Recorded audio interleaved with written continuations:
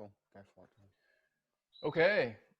Welcome, everyone. We are live for episode 21 of Homie and the Dude. Apologies for those of you that were waiting for the start, but we are here now and ready to go. We are here with Matthew Hucker, a 5-Dan Judoku instructor and owner of Full Fat Grappling Gym. So Matthew, we're really excited to have you here today, and we're going to get into it here in a second. Before we do that, just a quick word to our sponsor, Vitkin. Vitkin is a vegan restaurant based in Bristol, England, and it is a carry-out restaurant for Thursdays and Saturdays. So check out the website, vitkin, for some really insane vegan food. And lastly is for our sponsors, our supporters. Guys, if you can just continue to support us, we really appreciate it. And remember to use the Holy Trinity, post or share any of our posts on Facebook or any of your platforms. Like and follow our Facebook feed and subscribe to our YouTube channel. All right, it has been a stressful morning, but we're here. We're here with Matthew Hucker. So Matthew, we're going to relax now and have a conversation with you, man. Yeah, Welcome. let's go. Thanks for having me. Dude, it's a bit of an intimidating thing to be sat across a Zoom call from one of the most dangerous men in Britain. You know, I wanted to ask, dude, what got you to the martial arts? Let's hear the martial arts origin story, dude. What got you there? For me, it's hard to remember really because I was obviously a kid. But as far as I'm aware, what my parents have told me, my oldest brother started judo down in a local club at Midsummer Norton. Didn't particularly like it, so my middle brother joined in, and he absolutely loved it. And then I just followed 3 years later. So I was probably about 5 or 6, 7, somewhere around that kind of time, over 25 years ago. And then, yeah, got involved. That I wouldn't say I particularly enjoyed it, but it was just, yeah, it was something to do, add to the club. Amazing how we interview a few different people. And it's amazing how, like, a younger brother or a younger sister emulates the older person in the family, older brother, older sister, either to keep up with them or they're just chucked in. Yeah. And we've heard it a few times, and it seems like that's something that was important to you. Yeah, it's funny as well because you often get the youngest. I mean, I'm definitely not. How do I put this? Financially, definitely not the most successful out of my brothers. But in terms of the actual sport, I think you're always trying to impress your brothers, and therefore the youngest very often becomes the best within a sporting environment, I think, or from my experience. And I'm always trying to keep up because you're obviously like 2 or 3 years behind them in terms of your physical attributes, but you're always trying to keep up and stay at the same level. So by the time you actually reach the same kind of age group, you've basically got an advantage, haven't you? Because you've been trying to keep up with someone older than you, and and you can obviously learn from people's mistakes, and yeah. So, dude, if they try to, like, you know, be fancy about, you know, how much money they're making, can you just invite them onto the mat and settle things the old-fashioned way? That could be. Okay. No, we all get on well. There's no jealousy here. So so obviously you're now a 5th Dan black belt. Explain, because again, like I mentioned to you before we started, we're not the most proficient in judo and its background. How fast can you go through the belts, and how long did it take you to get to where you are? Okay. This is like the trickiest thing. So the fastest one I've ever known someone get to black belt, for instance, is 2.5 years from nothing. And that was actually my brother, my oldest brother. But he was literally given every opportunity to get there in terms of, he started at the age of 28. I was already, at that point, I was already competing nationally. So I was training him all the time. He was training by himself as well. He was part of a football club twice a week, plus he was doing weights every single day, and then he was doing judo 3 times a week. So, and whenever he wasn't doing judo or sport, he was always on the laptop researching the throws, all the Japanese lingo, which is basically massive. And he picked it up, and he flew through, rightly so, because he knew all the kind of moves. He did his theory, he knew all the kind of the lingo, and he also fought for it, and he won all his fights. He won 10 fights straight, so Wow. he then got his black belt. But generally, it depends on your age. It took me 11 years to get my black belt. So I started from, let's say I must have started at 6 because I got my black at 17. And that's really quite early. And then, you're looking at about 1 in 100 people who start judo get their black belts. Most people obviously give up and don't carry on with it. A lot of people end at brown belt, gets their 20s, get distracted, do other things. So it's not, even though there's a lot of judo players with black belts, it's not as easy as it seems. It's just a lot of participants in it. And then to go for your actual Dan grades, it's capped now. So I think you can get your first Dan, I think, at 16. And then you've got to wait a year to get your second Dan. Even if you can do everything, so you can do your theory, you can do all your fighting, you win 10 fights, and then you've officially got it. But you still got to wait a year anyway. And then you've got to wait 2 years on top of that to get your third, and 4 years to get your 3 years to fourth, and so on and so forth. So I think the earliest you can get a fifth Dan now is around about late 30s, I think. And the earliest you could get a 10th Dan, for instance, which is the third highest belt, which is the highest known modern age. I think you have to be about 71 years old. You couldn't physically get it earlier than that. That's the way. You're multiplying. So to get a fifth Dan, you got to wait 5 years. Sixth Dan, 6 years. So you're gonna die before you get your 10th Dan, because it's potentially, yeah. That definitely could happen. So I luckily grabbed some of the old rules where if you just fight. I just went to as many grades as I could, trained as much as I could, and my club were really strict when it came to doing our katas and learning all the throws and the gokyo, which is like basically all the throws and all the groundwork techniques. Old and new, so that's leg grabs. There's even a leg lock in there and everything. So I was really lucky to come from a club who were really efficient with that. Some of the best players in the world are just be a first Dan black belt because they're just not interested in the Dan grade syllabus, and they might not actually know a lot in terms of judo throws. So it's not the be all and end all really when it comes to grades. Dude, the downgrade syllabus, you mentioned theory and the syllabus. So is there's some technical aspects theory wise that you got to be proficient in? Yeah. The theory depends which association you're with. The BJA, which is the British Judo Association, they are they're like the main governing body under the IGF, which is the International Judo Federation. They don't expect a massive amount to get you through your colours, the coloured belts. But when you go for your black belt, you've got to start knowing you out of the 40 throws, I think they pick about 20 of the 40 throws. And I think there's 6 different categories of throws. You've got sacrifice throws, rear throws, forward throws, hip throws. And they'll pick you 20, you've got to know 20, 7 out of 10, mark 7 out of 10 on each throw. And then you've got to do some groundwork techniques as well, choke, strangles, arm locks. And then you've got to do fighting. Well, you don't have to, but generally the most common way of doing it is fighting. So fighting wise, you go to grading, you've got to win 10 fights or win five fights straight. So you do 2 fights and then they line you up for 3 more people and they just come on one after the other and you've got to beat all 3. So there's different ways of doing it. Fights in a session? That's it, grading. So I'll go for like High Wycombe or Kidderminster, somewhere around the UK. There'll be a grading. There'll be about 20 to 40 black belts, and that you all have to be the same grade. You can't fight someone lower. And so you just fight someone your own grade, and if you beat them, you get 10 points. And you've got to get up to 100 points. Okay. Yeah. I was thinking 10 fights that you'd have to like get into I was going into like boxing or to like MMA where you'd have to like go fight someone and that would be considered a win, and then you'd have to go, there'd be another date and you'd have to win another fight. But this is a specifically old school. It's an old school tournament. I assume it's like in some sort of like open gym with like the old school like mats and stuff on the like I assume it's like open gym like that kind of thing, isn't it?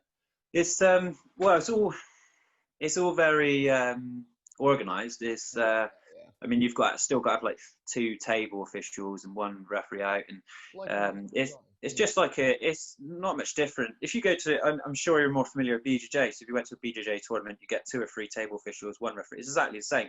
Yeah. So if you imagine in a BJJ fight, you'd have to win 10 BJJ fights with submission. You can't win by points. Even if you get a good throw and get Wazari, I think on the new rules, Wazari's 7 points. That's like a halfway to 10 in judo.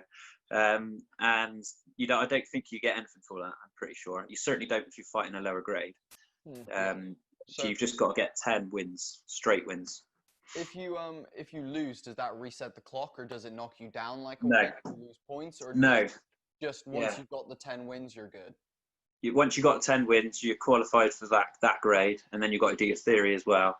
It depends. I'm under the BJC now, so I've been under the British Judo Association all my life, and just because I'm setting up my club, I've decided to go with a different association or a bit more old-fashioned, still do leg grabs and things like that. And under them, because they're lower on numbers, you only have to. I think you have to win 3 fights for a line out, or 7 fights without a line out. The line out's 3 people, one after another. But you can't fight the same person at a different grading. So under the British Judo Association, if you beat someone at 1 grade in, say, in High Wycombe, and then you went to Kidderminster, you could fight them again, same person. Okay. If that makes sense. Yeah, totally. Yeah. Okay. Yeah. So the gist of it is you got to win. Generally, you got to win 10 straight fights by submission or an ippon, which is a throw directly to the back, and then do your theory as well, which gets harder and harder as you go along with your grades. Okay, cool. So do you know what was interesting? When I was doing my research about judo, so the typical thing that I know about judo is that in competition, I knew that there wasn't many submissions. I knew that it was a lot of throws. It was a lot about those what you said, ippon moments where you're slamming your opponent down and pinning them with their back to the ground. I didn't realize that there were striking aspects as well to judo. That during my research, I found that actually some people teach some striking and weapon stuff within judo, as well as also, like you said, some of those more complex, like almost jujitsu style, like submissions and those like chokes, arm locks, joint locks, all that kind of stuff. So why so much has judo transferred so much more to the tosses and the throws and left out, their striking and the more like ground grappling stuff? What's been that transition? That's interesting. I didn't expect you to ask that. If you said that to most, even people who've been to the Olympics, they probably wouldn't even know that there was striking in judo in certain associations or lines. That's almost abolished pretty much. There's some associations which will still have the striking. You still have the striking in your gradings. So for your kata, you've got to be struck with for instance, like a dagger blow, and then you turn in for something called ippon seoinage. I think, that's never been in the sport itself, which I think was brought in 1964. That's always been just submissions and ippons, so throws and submissions. There's never been the striking aspect. I think the striking really was right from the beginning. I think in 1882, I think the judo began. I think and that came from the jiu-jitsu, which was like from the 1500s originated. That's just come from that, and then it's been siphoned out in order to get into the Olympics and makes the sport more sexy, I think, for spectators.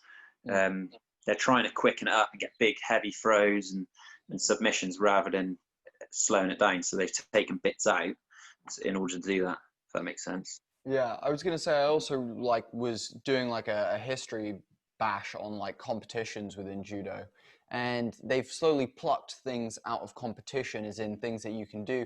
So I know that at the current place it's all about these throws and hip tosses, and you can no longer do choke submissions, but you can do any like elbow submission, isn't it? Any elbow like flex submission?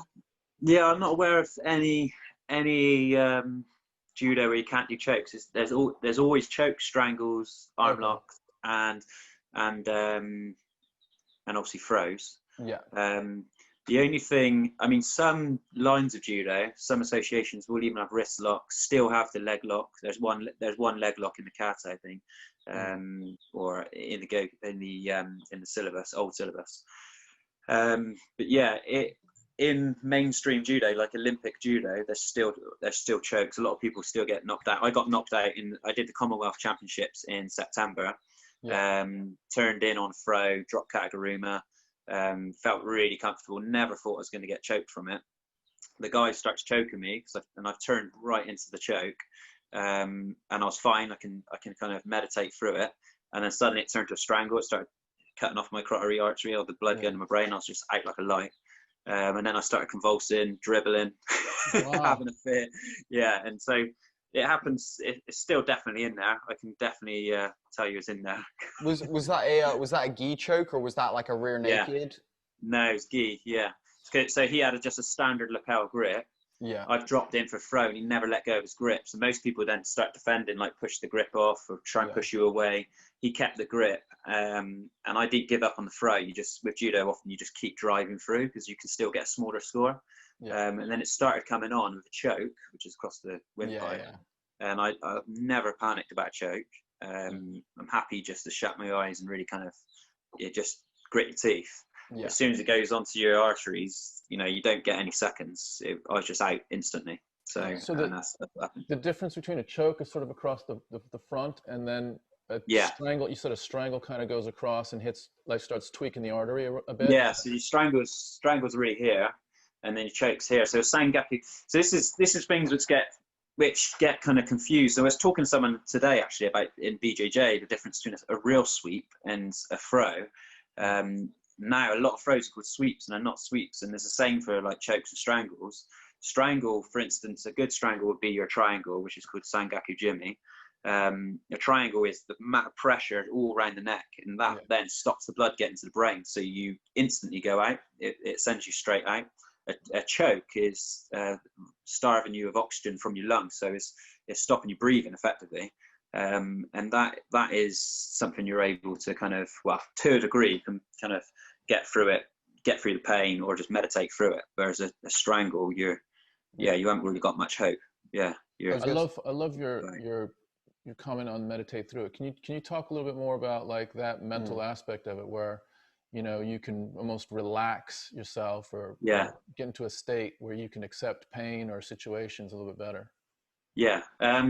Well, for me, I think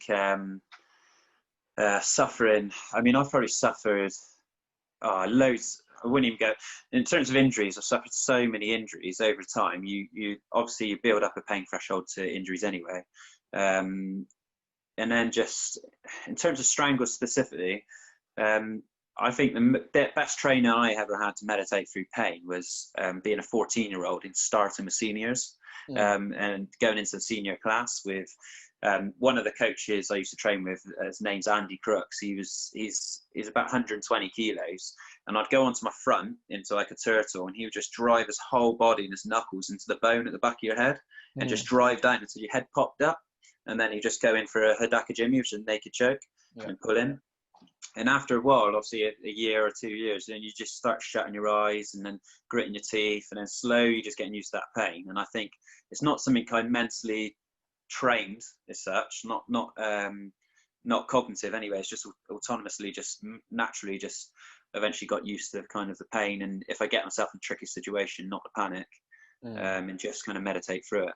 But like I said, when it comes to a strangle, you need to move rapidly quick or just tap.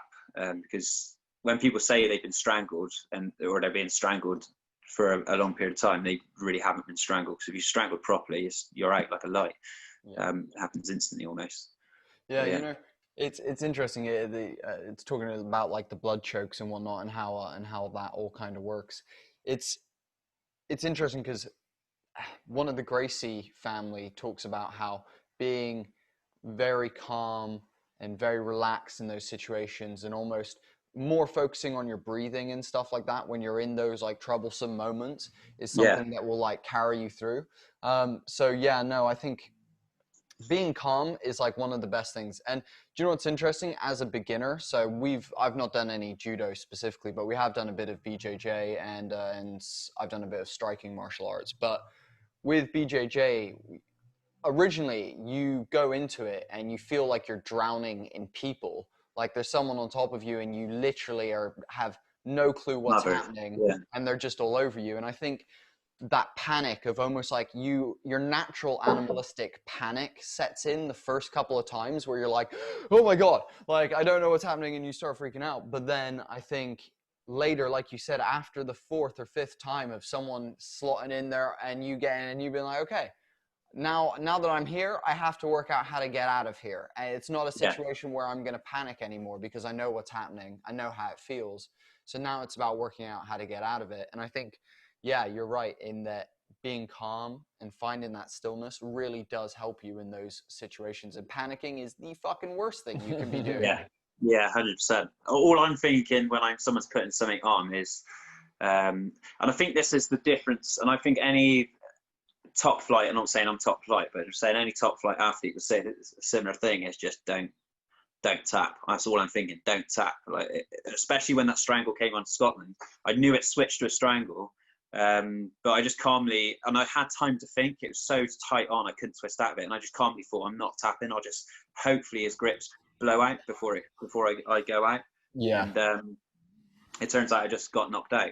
But I mean, that's the worst that happens. I mean, you just pass out. It's not head trauma. It's not hitting your head on the floor, which is obviously the worst things. It's just a pass out. As long as the referee spots it and gets him off of you within 6 seconds, you're all right, you know. And as long as you know that, don't panic. Yeah. It's a lot of like faith in the referee, right? Because if they're I mean, 6 seconds is a long time, but if they're at the wrong angle, like we've seen matches where a referee a referee will be just sort of like at the wrong angle, and you could see in a different angle the guy's hand goes limp, and the referee can't see it, but the camera can. And it takes them a couple check out my YouTube, because that's exactly what happens to me. My hand's above my head, and then it just goes like that, above my head. Yeah. And starts waving, and then when he lets go, I start like having a convulsion. Yeah, dude, that can't be good. That can't be good, man. It's definitely not good, but I mean, speaking from someone who's probably been knocked unconscious at least 20 times in training and stuff, and bare minimum 20 times, and then somebody who's also knocked their head, just hit their head on a mat, I can tell you hitting your head is far worse for your brain. I mean, crikey, that messed me up. So I'd definitely rather be choked, strangled than just getting slammed on the side of my head. Do you know I was going to ask you, like, what's the proportion? Obviously, you know, like when you break down high impact sports, things like, you know, American football, the martial arts, skateboarding, you know, things where your body is just being beaten constantly. How often are you finding that like these throws and stuff are injuring you versus like the submissions and stuff? Is like the early tap practiced in jiu-jitsu or in judo, or are you guys like holding that stuff a bit longer? No, I mean, it's a funny one, because as a coach, I'm telling people, don't be proud, just tap. But then I never tap myself, really. I mean, I do tap. If I'm, depending who you're against. I mean, we're all stubborn. That's why we're in a sport where everyone's trying to win, and we're all stubborn people. So I've never been really annoyed at someone because they don't tap, and I don't particularly like the tap myself. I just think you just got to kind of grit your teeth and see if there's, you know, leave it to the very last second. And hope, but I don't know, really. Lots of slam injuries, I can imagine. Lots. Again, obviously, there's no striking, but you're getting slammed on your fucking head a lot. I would say the majority of injuries, and I think most people would agree in judo. I'm trying to think what everyone else would say, not just me, but I would say the most injuries come from a committed throw. So if I was going to do something, I would injure myself, and I think that's where a majority of injuries come from. So if I did a drop Sianagi, which is dropping to your knees, I might blow my knee a little bit. I've done a Siatoshi, which is chucking the leg right out and hurt my knee that way. At the Scottish Open, the one you mentioned earlier before we started, that was a really strange one. I was fighting a German guy, and I took him to the ground, and I started working my groundwork, but the referee called Mate, which just stop. And as I was standing back up, my leg just went. It just went. And that was just standing up. It was nothing to do with the fight. So I stood up a bit odd, strange. And then my leg was stuck bent. I couldn't straighten it. So I carried on with the fight. Weirdly, I won that fight. I did the only throw you could do with a leg which is stuck, which is called Tanya Tosh, where you just chuck the leg behind someone and just push them back. And I won that fight, and then I had to pull out the competition. I'm just trying to think of other injuries. Yeah, all of my shoulder injuries have come from being slammed. That's one thing. I've had 2 really bad shoulder injuries. So 2017, my training partner threw me, lost the sleeve grip, so my sleeve's come back, and I've landed directly on top of it. Done some damage there on my collarbone. Yeah, and I've got a big lump. There's a big nodule there because of that one. And he's got the same injury actually. And he's had, judo means the gentle way. That's what it translates as. Yeah. He's got the gentle way tattooed across his injury, which is yeah, a bit ironic. And then another one I had at Christmas, I broke my, so someone threw me again, same thing, lost sleeve grip, landed on top of my shoulder, and I broke my bone across where just below the joint, the actual the bone across the joint itself. The actual, rather than the ligament snapping, the bone just snapped. So I was out for 3 months right at the start of the year from that. So yeah, I'd say top end's impact, bottom end is entry for throws. I'd say that's where those injuries come from mainly. Okay. That's super interesting. What we read, and correct me if I'm wrong here, but you got injured, was it at the Scottish Open? And then you came back and you lost sort of in the first round of the next one, but then you went to the tournament in Wales and just swept through. Was it like a 23-man tournament, and you actually won that tournament? Yeah, that's right, yeah. So yeah, how was that? I'm Mr. Inconsistent. That's not what I was going for, man. There's like a judo legend who says consistency. It's Neil Adams who says consistency's king, or I read somewhere it says consistency's king, and I'm thinking, I'm definitely the prince then, I'm not a king. I swear to God, every other event I do good, do crap, do good, do crap. And that is always the way my judo's always went. And it's so frustrating. But yeah, I went to what did I have before the Welsh? Commonwealth. That was the Commonwealth Championships. Yeah. Which is basically like the Commonwealth Games. You've got like India and I think there's Barbados and other countries there, South Africa, Australia. And I went out in the first round. Really nice guy, really decent. I beat this guy before. The last time I fought him, actually, I had 4 Wazaris, which is like 4 quite good throws and 1 Ippon. So it was quite a one-way fight. And then this time, he choked me out, knocked me out. So just goes to show that people train hard, get better, and some people are just massively inconsistent, like myself. And then I went to the Welsh Open about 2 weeks later, really uninspired, uninterested, went with my son, just drove up. I turned up late. I didn't weigh in. I weighed in about a minute ago. I didn't do any warm-up as such. Did like 3 minutes, 4 minutes. And then just really I wasn't in the zone all day. I was just letting it tick along, see what happens, and ended up getting gold medal, which is I couldn't believe at the time, because the Welsh Open is one of the harder events of the year because so many people enter it. So yeah, it was a brilliant result. So it just goes to show.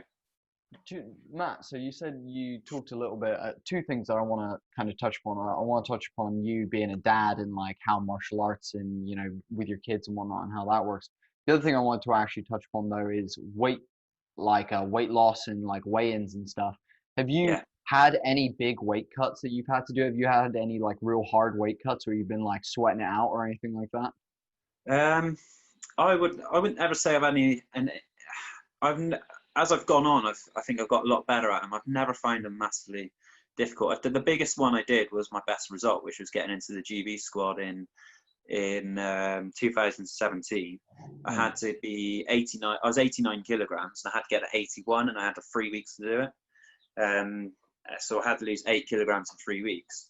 Yeah. So I really didn't think I was going to be able to do it. So I messaged a guy called Travis Stevens, who's a judo Olympian, and is quite good at BJJ actually. He's won some big tournaments. And he just gave me a load of advice, which was simply, in terms of my fat weight cut, it was wake up in the morning, do your first training session, drink coffee, keep drinking black coffee, next training session at 12 o'clock, black coffee, next training session at 6 o'clock, and then you eat. So you eat once a day. And I just did that, and I got down to about 83 kilograms in 2.5 weeks.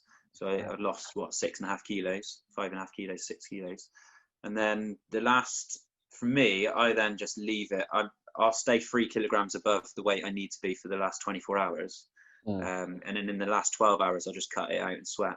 So I just run round, sit in front of the fire. So I got a log burner one side and an open fire the other side of my house. So I just sit in front of those, go to the sauna and just cut it out. Boom. That's fucking nice. Yeah. That's real nice. And it literally comes at me. It runs like drip, drip, drip, drip, drip. It's like that fast. So I don't ever panic too much about my weight anymore. I think that is the trick, not the panic, I think. Well, we actually talked to we have a Bellator fighter that we're quite friendly with, and he was on the podcast called Kent Kalpanen, and he's a middleweight, and we were talking to him, and he believed one of his biggest weapons that made him like a big threat to the division was that he's a really big middleweight, but he doesn't have to cut any weight. He sits at like middleweight comfortably and can move down. I think it's like 2 or 3 pounds, very, very comfortably. Yeah. And he says it's one of his biggest weapons because other dudes come in shriveled and tired, and he's there the night before having like he's posting. I was gonna say he posted a photo. He's got a fight literally tomorrow, and he posted a photo on Thursday, I think it was, of him eating like steak and rice and like shit like out at a restaurant and stuff. Yeah, because it makes no difference. What's the difference? I mean, I've always once you got down to that last week, what's the difference? The steak. I mean, I don't mean to be crude, but that's going to come through. I mean, as long as you're staying at a calorie deficit or calorie equal, then it's going to come out, isn't it? So and you're not going to eat on the last day anyway. So, or you're going to eat very little. I have like the top of a banana, a salmon fillet, a little bit of tuna maybe, but you just got to be confident in science. Unless you get a digestive issue, it's going to be coming through. So there's nothing to panic about. So there's no point if you're fighting on Saturday. There's no point not eating on a Wednesday. You need your body needs nutrients. Just wait till the Friday to cut the weight and the liquid and everything, and then you're there, aren't you? And you need to go to the toilet obviously, and they're there. I'd never panic about it. I'm saying I'll be the same as him. I'll be eating a steak or whatever if I was fighting on Saturday, on a Wednesday, I'll be eating a steak or whatever I want to eat, really. You said something that was surprising to me, and I kind of now am connecting it up to when you said you really relax in your chokes when you're being choked. Khabib Nurmagomedov, he talked about when he was in a choke with Dustin Poirier. This is in the UFC. And he talked about just relaxing in it and almost wanting to go in it so he could burn out Dustin Poirier's arms, like Dustin Poirier was in it. And he talked about relaxing in it.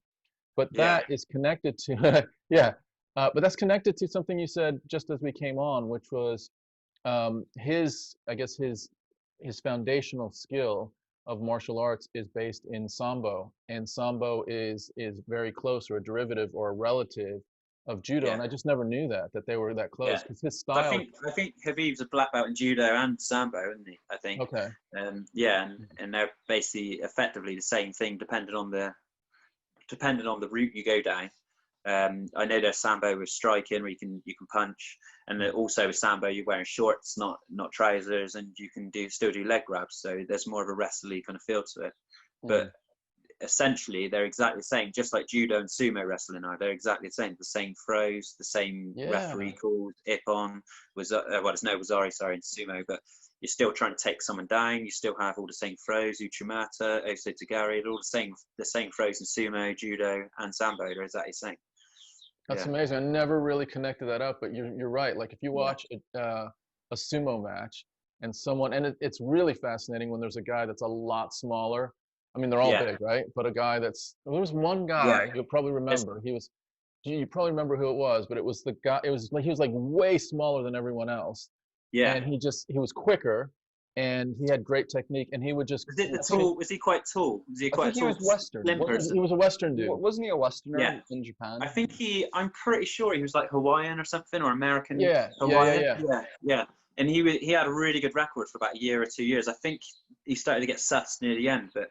I was just talking about him this morning actually with someone about his technique of posting. He used to slap a lot, and slap the face, and post on the body and shoulders, and then just move, and the people would go up. Yeah, that's exactly. Yeah, and he had like a really good record for like 4 seasons because they do it in seasons. Yeah. But he they was two. they clocked him in the end. They started like understanding what he was doing. Well, looking at the research, like when I've watched YouTube videos on it and stuff, it's normally from like I can't remember the exact years, but say they're all from 2006 and 2007, and then it ends there. Do you know what I mean? So I'm assuming whether he pulled out himself or somebody sussed him out. But there's also another great guy as well, a Georgian guy, which the Japanese literally built bronze statues of him over there, and he's like a celebrity. He's obviously not from Japan; he's from Georgia. So it's not just a Japanese sport; it is universal. And we have a guy in this country who went to the World Championships called Simon or Stephen Pateman. So we have sumo wrestling in this country as well, and a guy called Elvis Gordon who used to participate in it as well. He's a judo player as well. His son went to the Olympics. And, so it's quite intertwined. You know what's interesting, and it's when you mentioned, so like it was interesting. I knew that Sambo was an offshoot of judo. I realized that BJJ and stuff like that was also kind of an offshoot as well in terms of the development in it. But I didn't realize sumo wrestling had anything to do with it. But now that I think about it, because a big part of the judo philosophy is using your opponent's balance, momentum, weight to your advantage, and that's what a lot of the throws I assume you guys are doing.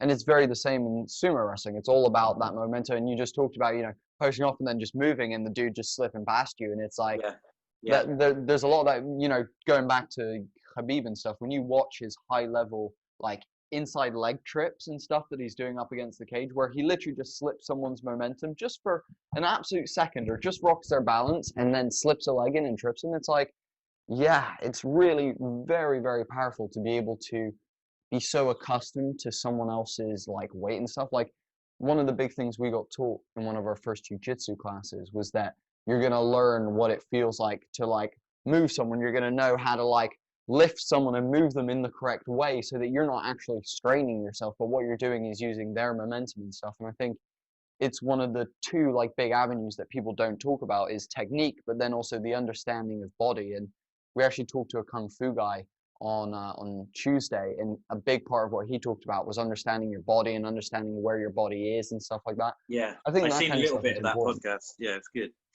The other thing, Matthew, that I think is interesting is, and I've heard more about this than actually experienced it, but when you get your positioning right, you get your footwork right, you get your angles right, and you get someone in a throw, it's like almost effortless. Doesn't matter how much they weigh or anything. It's like, is that your feeling as well?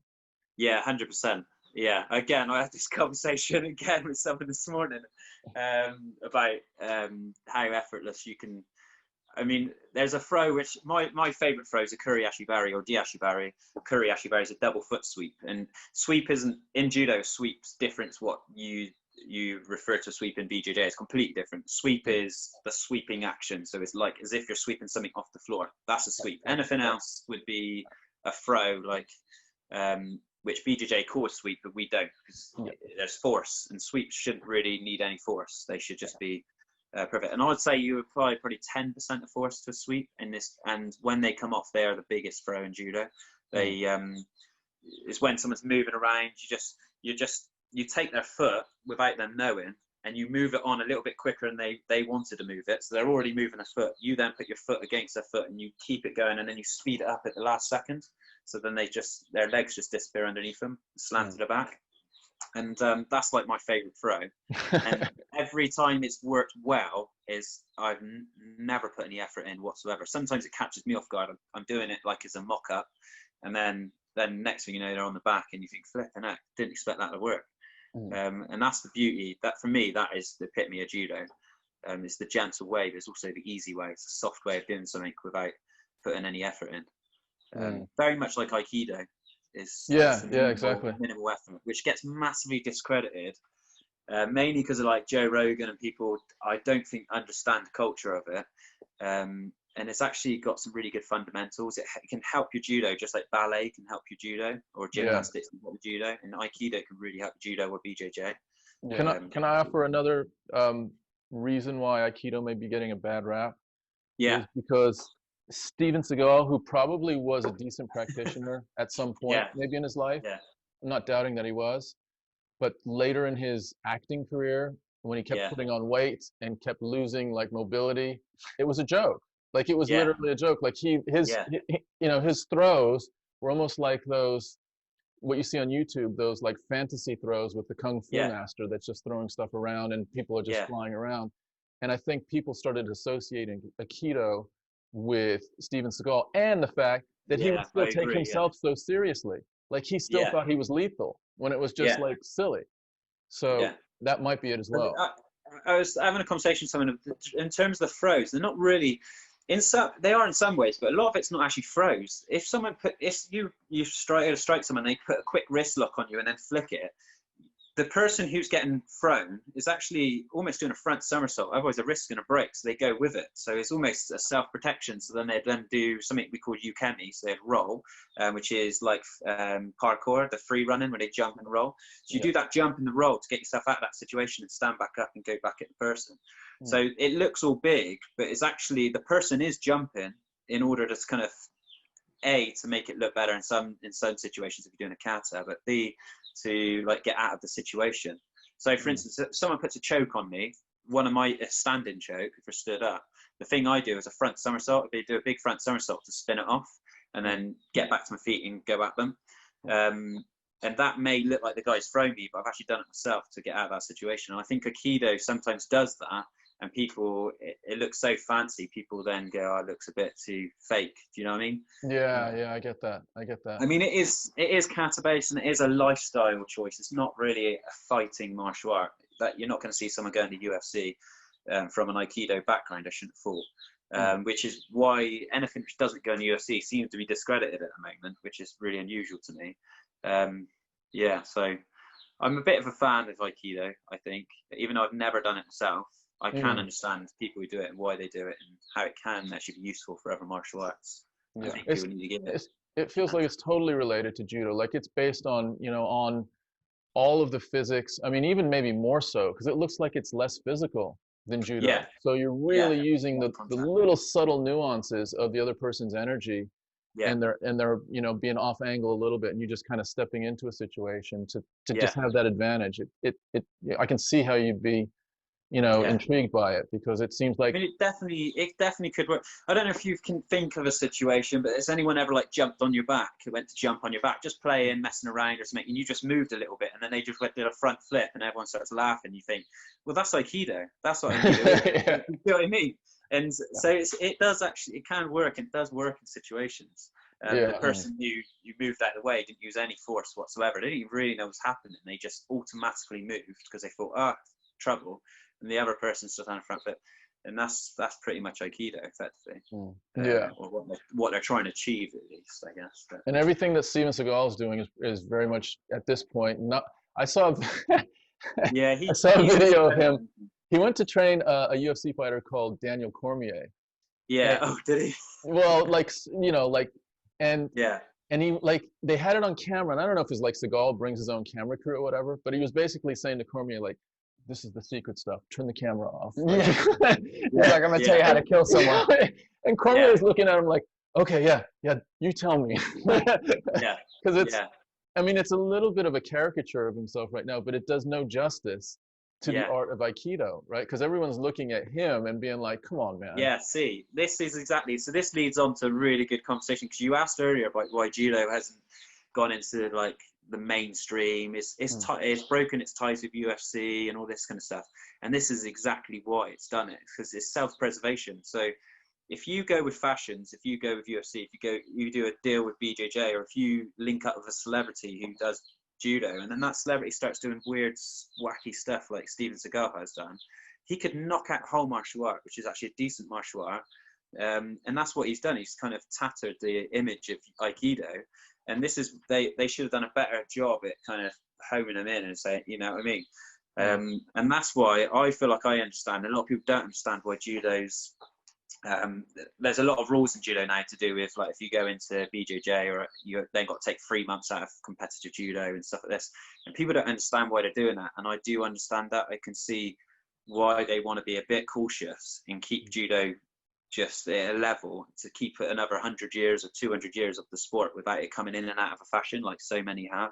So that, I think that ties in quite well with that conversation. But No, it's a really good point, dude. And I think, you know, in terms of something else that we spoke about with Doug on Tuesday, the Kung Fu guy, was that, you know, Kung Fu is one of these long-standing traditional martial arts, and at this point, you do have so many offshoots of it that it's kind of a joke at this point in terms of some of the stuff that's being done. In terms of, you know, you've got the like guys who are like moving their hands, and dudes are like falling over like in pain, yeah, and yeah, they're claiming, you know, we are Shaolin monks, and you know, and it's yeah, like it's discredited something that was a very amazing yeah, thing in an amazing way of life and incredible like um, passion for a lot of people. And I think, you know, don't get me wrong, years down the line now, I would say Kung Fu is again kind of seen more as like something you study to do movies or something, yeah, you know. And it's interesting that you've said, you know, it's the judo community has gone, fuck this. We're literally going to just step away and go, we're yeah, going to keep this to ourselves. We're going to keep it for all these people, and we're going to keep it real safe. And I think in some ways it's really, really great. I like, there's a big part of me in skateboarding is I have an issue sometimes when there's people who come in or utilize skateboarding to just make like, I watched the Gucci advert the other day, and some kid Justin Bieber, you mean? yeah, He yeah, goes exactly, down a ramp and he says he's a skateboarder. exactly. I'm like, Yeah, you can't use like what we do to market your shit. Like that's yeah, not cool, kind of thing. So I yeah, very much understand that in other ways. But the one thing that I would say that I'm on maybe the other side about is that because judo has secluded itself, it means that people like us who are big martial arts fans have been distant from it and haven't yeah,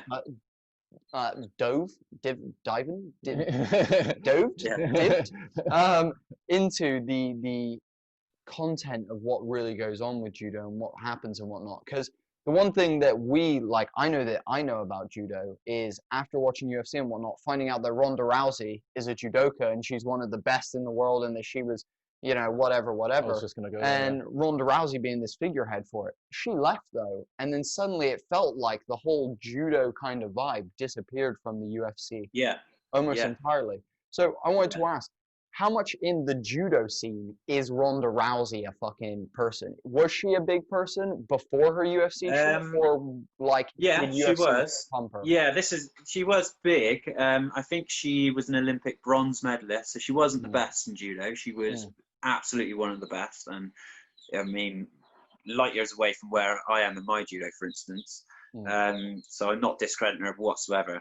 Anyone who gets to the Olympics is incredibly good at judo. But yeah, she was bronze medalist. It's not as if like Kayla Harrison's a two-time gold medalist, and Yeah, she is absolute dominant. She's gone into PFL and probably going to get into UFC next year because there wasn't really much further for her to go in judo, whereas Ronda Rousey could have stuck at it and done another 2 more Olympic games and perhaps done better in judo. So she wasn't like the very best, no, and yet she dominated, and she gets discredited all the time as well. I hear people say, "Oh, you know, she got kicked in the head and all this and stuff." And it's like, yeah, after 20 fights, you know what I mean, and Yeah. absolutely dominated everyone. she started And women in the UFC. She was yeah, the exactly, first. yeah, You yeah. know, So she was judo, the in first. some ways, judo kind of got UFC women's division at least going in some ways, because if it wasn't for her, it might still be years behind. And then Kayla Harrison, I mean, she's even better again. I mean, she's Mm, I don't know if you've seen Kayla Harrison, but the physique on her and mm, the ability she's got, she's on another level again, I would say, to Ronda Rousey. And if she was around when Ronda Rousey started, she would have probably been like 40 unbeaten. I think she would have broke massive records, which would never be touched. mm. But because the sport's evolved so much, she's obviously going to have it a lot harder than what Ronda Rousey had it, I think, when she comes through.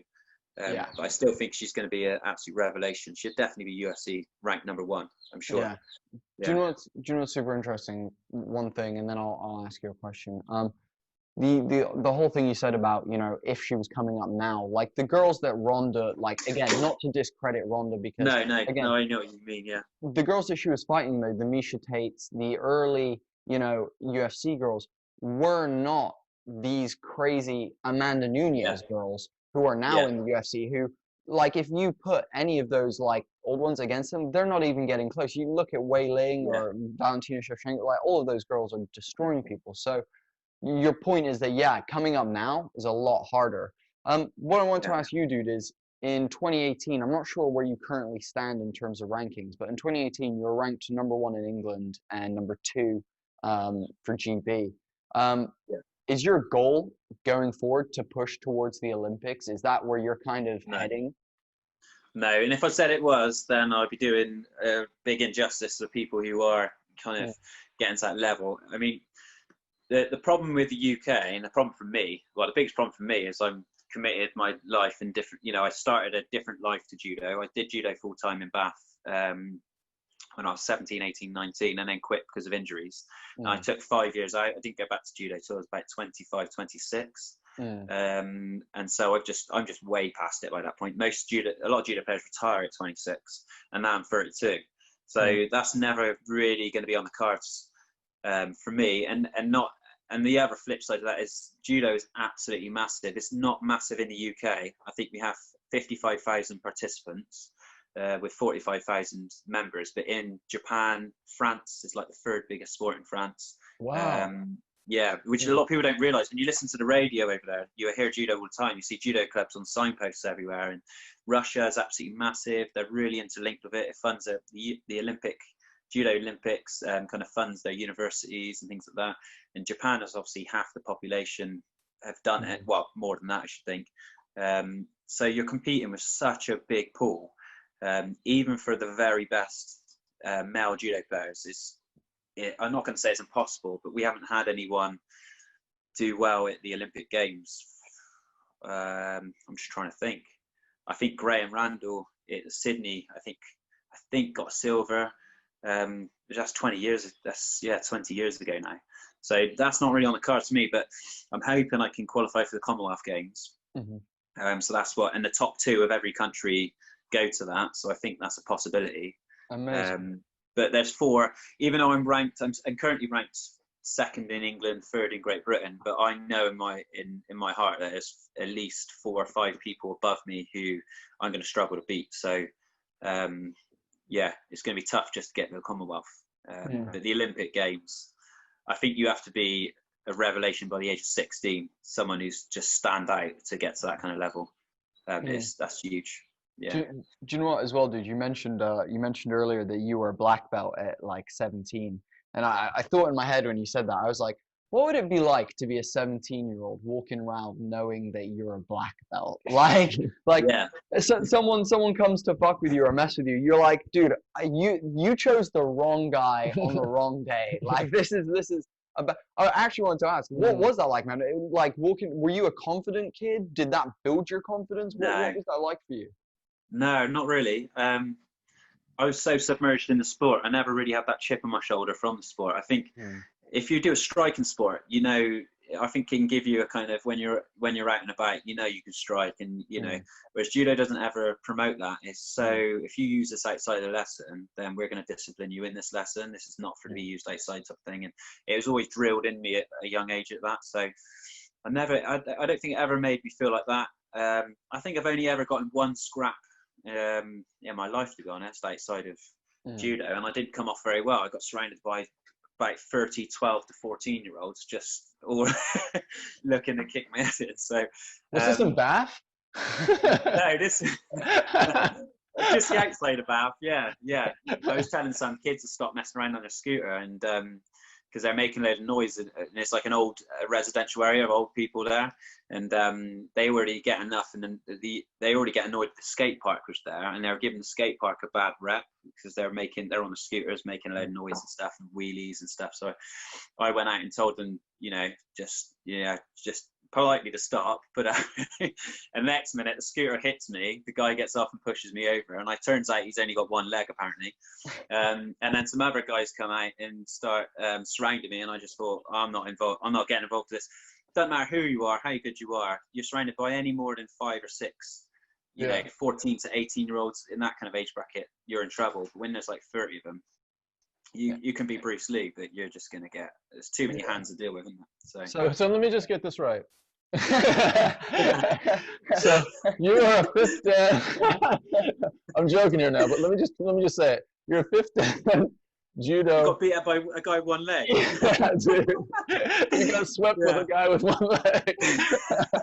Yeah. That's right. No, We'll hold the to be honest, what concession. it was, he hit me with a scooter, and I just stood backwards and I fell over. And when I stood up, I was like, I had a cut lip and everything. I was thinking, what even happened here? I don't even know what happened.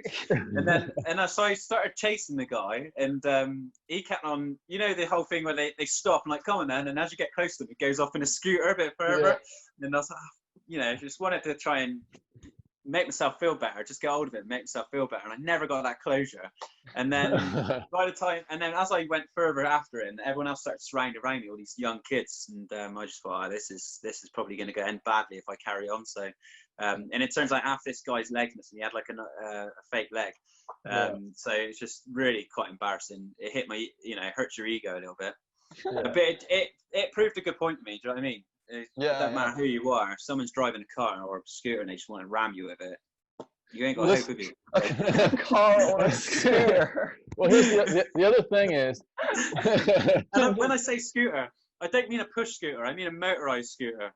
Oh, okay. Yeah. Okay. Just clarifying, it's not one the razor. He like flicks it around, hits you in the shin, and you're like, ha! Yeah. You're just there for 5 minutes going. Family Guy style. Yeah. Do you know what I was gonna say? It's interesting, and it's something that we have found that is pretty consistent with the martial arts guys that we talk to, and it's so weird to me that, I mean, I understand when you watch the upper echelon of, you know, UFC fighters and like Bellator and boxers and people like that, that there's so much shit talking and so much like back and forth bullcrap between people. Oh crap! And it's like, the thing is, it's just like, how do you come from core martial arts where, you know, you look at Conor McGregor, and don't get me wrong, he's got like all of his boxing stuff, but he comes from a traditional like karate kind of stance background. Like, how are you coming from places where you're being taught, be humble, this is self-defense, this is not to be used in the street, and then it turns into that? Like, I don't get that. To me, that's a very hard one to comprehend, because that's down to his peers and his coaches have obviously misled him. And I mean, with my story, there was more to it. My coach was actually outside telling him to be quiet first, to be honest, because we feel like we've got responsibility to the area, and we knew a lot of older people there, and we didn't want the skateboarders to look bad because they're already getting it in the neck because everyone's after them. And so my coach went out, and he's just shy of 80 years old. And so I went out to back him because they're all surrounding him. I thought, flipping it, this guy's nearly 80 years old. So I wasn't looking for trouble, and I was trying to stick to that kind of, but I know what you mean with Conor McGregor. I mean, I know there's the video of him punching like a 60-year-old at a bar and something. You just think, everyone thinks if you win in a cage or whatever, you'll be all right in the street. That just doesn't correlate at all. It's got nothing to do with it. You know, you can find a video with somebody who practiced ballet who takes on somebody who is robbing a shop and takes them down, or you can find a video of something. Life, just everything. You know what I'm saying, don't you? It's kind of, it doesn't really mean anything in your environment. We've spoken many times about, you know, just being out on a night in wherever, really. You don't have to be in the UK, you could be in Spain, or you can be in, you know, in Sao Paulo, or you can be in, you know, Los Angeles, and you bump into... When are you in Sao Paulo? When was the last time you were in Sao Paulo? I'm just saying, like, for example, pick a spot, right?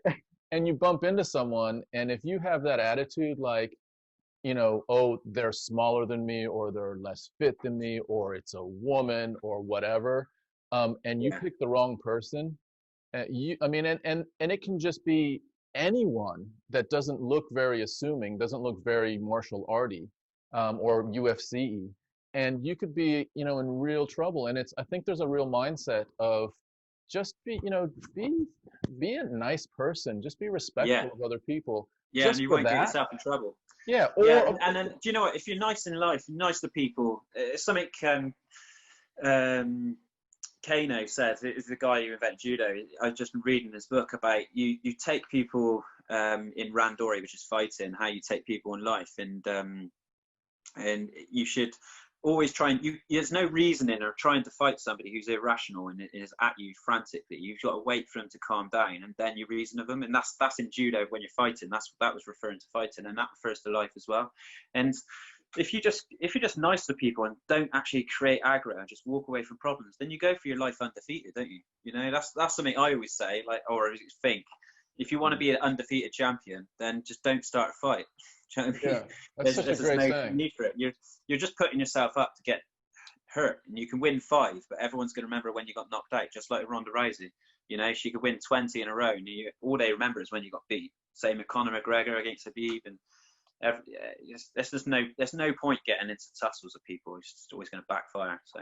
Well, your history speaks for itself, right? You've had one situation out in the wild, let's say, and that was the cause of that was because you needed to step out there and just make sure that, you know, a senior citizen, and, you know, I'm sure that your instructor was well equipped, but still they're 80 years old, was in danger. And that's really, you know, the only time you've let loose or been prepared to let loose, let's say, of all of this training that you've done for 25 years, right? Yeah. So that speaks like volumes, dude, for your mindset. So, you know, for anyone that's watching, that's what we're talking about with the principles of martial arts. Defend yourself or someone less able to defend themselves. And even then, when you are fighting someone, like we talked about this with Doug, if you get cornered in an alley or fucking for whatever reason you need to start fighting someone, you end it with, you don't beat them down, you don't like stomp them when you've put them down, you're not like KOing them with like some ground and pound. If you get them down, you hold them down, and you hold them till authorities come, you know, like. Yeah, this is what I say about judo. People always say, well, people say this about judo, like, oh, you can win from just holding someone. Why would that help you in a street? And I was like, that's exactly what will help you in a street. You wouldn't want to, if you're holding someone down, why would you want to give up a strong position to put an armbar on someone, taking the risk that they could get up and stab you or punch you? I would rather just hold someone so somebody phones the police, gets an authority, and then deals with it themselves, and then you walk away absolutely fine. So that's why it equates as a win, you know? Yeah, it makes sense. Could I ask just kind of pivot a little bit? I've seen your Instagram feed, and there's a little bit of stuff, you know, that shows you as a practitioner, but most of your feed, Matthew, is you as a dad or you as an instructor of kids. It seems like it's a really big part of your your life now. You want to talk about a little bit of that headspace? So that's probably my proudest kind of. When I think of judo, I think of my family straight away, and my kids, and you know, teaching. I think that's, even when I do tournaments now, I'm not thinking about success because I want to win something. I'm thinking about, I want to win something so they look up to something. Do you know what I mean? And then I can make them win even better. You know, I always, if you put it in a plate, like my children could win the Olympics or me, I'll 100% want them to win it, or you know, any kind of tournament. And so my life basically revolves around the kids, and I use my judo because it's the thing I know the best to kind of help raise my kids and be a dad using judo. Do you know what I mean? I had 4 kids. I was married, and then 3 years ago that all ended. I wouldn't say badly, but for me, I went into kind of a depressed kind of state, and then I just chucked everything to judo because it kind of found me and kind of looked after me, if you know what I mean. Then I met my girlfriend now, Charmaine, who's been absolutely amazing. She's always supported me 100%. Got into the British squad, and then it's from there. It's all been about, I'd say from 2018, everything I do is all changed. Like before then, it was all about me, doing judo, wanting to get medals, to create an image. And now it's all about, what can I do to make my kids kind of proud and set them the highest target to try and overtake, if that makes sense. And now I've got another child with my girlfriend. So I've got, I'm just trying to count, I've got 5 kids myself, plus 1 stepchild. So we've got 8 of us live in the house. So six of us all together. And we're just basically all doing judo every single day. It's just, it's all martial arts. So a couple things. First of all, do you know what? I was just trying to sum up my life in about 3 minutes, and it came out in an absolute mess because I could go on forever. No, it's beautiful. The way you described it was beautiful. 100%. Yeah. I mean, it really comes out, you know, how important that is in your life right now. And just for you to say, I just love that bit where, you know, you've transitioned it from you and, you know, achievements that are for your own gratification to achievements that you would like to put out there as examples for, you know, for your kids and probably for kids that you teach as well, just to show them what a, you know, what a good person and, you know, someone that does strive for things, what it looks and like dads in as real life. well. Dads, like it's a big movement of fathers for justice and stuff, and to show a dad that you can have. At the time, I had 4 kids, and when I got into the squad, and to show someone that you can go back to a sport at 25. This is what I hope people take from it. Go back to a sport at 25 after not doing it for 5 years. At 29, I was in the GB squad after raising, pretty much being a full-time dad to 4 kids, going through divorce, worrying about, you know, changing my job. I went unemployed and still managed to do it. I hope it inspires not just kids, but mainly dads as well, which, you know, are in a predicament. It's a horrible place to be, and just not to give up. And dude, you know, as well, like as much as you're with your missus at the moment, you know, there's a point where you were, you know, a single father, and doing that kind of stuff is really, really hard. And you know, you said, you know, judo kind of found you a home and looked after you. And I think something that's interesting to me, dude, is that martial arts is constantly seems to be one of those safe havens for people in life, and it seems like it definitely provided that for you. Dude, it sounds like you're raising a little fucking army of like martial arts champions right now. It sounds like we're gonna have a couple of Huckers in UFC and the Olympics and whatnot. Well, I think I push them quite hard. I'm like, I get fed up with hearing other parents say, oh, they got to do what they want to do, and it's like, if you leave a kid to do what he wants to do or she wants to do, they'll be up in their game, like playing games all day. Do you know what I mean? They won't. I mean, my kids certainly, they'd be on Minecraft all day, and the other girls would be on YouTube watching people open bloody Easter eggs and Kinder eggs. I don't know what they watch such junk. You can make a sumo gym on Minecraft, dude, and you can make a dude. I'm definitely going to do that, or at least get him to do it. But yeah, I've got all my kids. They all do ballet, even my son. I don't think he particularly wants to go. I've reduced him down to 45 minutes a week. He was doing like 3 hours a week. So I get him to do ballet. A, that kind of helps his judo, and B, it makes judo look even better because, you know, he'd rather do judo than ballet. And I've got all my girls doing ballet, and just, they've got a pull-up bar in the house, which I swing it on all day long. I'm just trying to make... And they got a rope. They do rope climbing out the back of my house. So I've got a big rope inside the house, which they're always asking, can they climb to the top? And just try and make sport, not or make exercise, not a chore, but just a complete way of life. Like, and it's fun as well. They just see stuff as just fun. And I don't know if they'll be champions or anything, but as long as they're using it as a way of life, you know, I think always look after them, and if they ever go through problems in years to come like I went through, then hopefully it'll find them and get them out of a tricky situation, hopefully. Do you know what, dude, I can just imagine now, you know, one of your kids comes up to you, Dad, can I have a biscuit? You're like, hip toss your sister, and then you can have 2 biscuits. I'm looking at my girlfriend because this is exactly what happens in this house. But it's funny, someone told me that Ronda Rousey's mum, she was an Olympic, I think she was Olympic champion, her mum, and she used to put an arm bar on her before she went to school and said she can't go until she gets out. This is what I was told anyway. And this is like, my son, basically, if anyone says can't, the word can't in our house, and that's C-A-N-T, just in case the line's a bit funny. I don't want you thinking it's then they have to do 10 push-ups, the same as the club. So a lot of the time, well, they used to do a lot of push-ups. They don't do so many now. And if they want sweets or anything like that, it's simple. You've got to do 5 pull-ups on the pull-up bar. My son's normally got to do 40 push-ups before he goes to bed. And it's not to make him muscular at all, because obviously that can cause problems with a child, but it's just the discipline routine, and they're never upset about it. They always find it funny. They always laugh or have a little moan, but with a smile on their face. And so your levels of discipline are there's a sweep, there's a choke, and then there's the strangle, right? You're like, come here, daddy's gonna put you in a rear naked because you did. Yeah, something like that. Yeah, yeah. And if they're really, really bad, then they get a cauliflower ear.